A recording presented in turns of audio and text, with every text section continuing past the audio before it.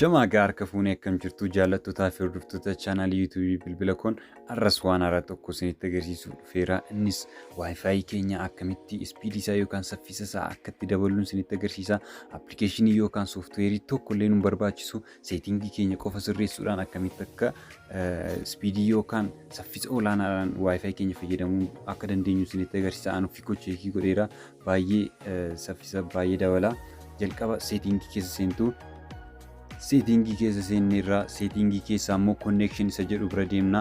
Connectionii keessa gallaa connectionii bira wifi isa jedhu tuqnaa jechuudha. Amma asirratti bilbila garaa garaa irratti adda adda waan ta'eef xiqqoo asirratti ibsa isiniif hin kenna. Innis mallattoo seetingii cina kanatti argaa jirtu yoo ta'e kan koo mallattoo seetingii qaba wifi jechuudha. Kan namoota tokko garuu hin qabu waan ta'eef xiqqoo tuqnee gaafa gadi irra tursinu forget network fi modify kan jedhu filannoowwan garaa garaa nuuf fida. Amma garuu kan koorratti seetingii agarsiisa. Kanaafuu warreen akka sana tuqamee gadi tuqamee isinii fidu modify isa jedhu keessa galtanii argattu jechuudha. Seetingii namatti bu'u. Kanaafuu seetingiitti mallattoo seetingii sanatti bu'aa jechuudha. Achi booda advanced isa jedhutti bu'aa.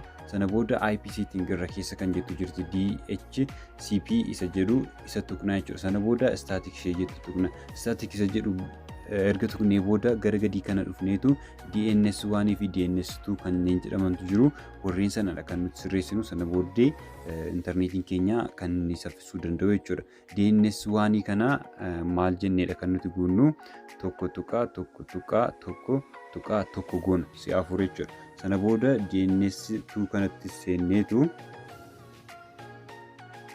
tokko tuqaa 0.0 jenna. Sana booda waan hundumaa xumurreerra seef ishee jettu ishee gara gadi jirtu kana isheetti bu'uudhaan qofa seevii goonee keessaa baana.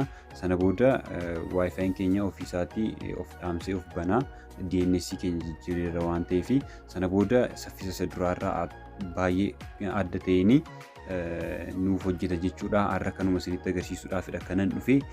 Chaanaaliin kun isinitti toleera yoo ta'e subscribe gochuun dagatinaa. Viidiyoo kana jaallattan taanaan laayikii godhaa, sheerii godhaa. Galatoomaa fadha.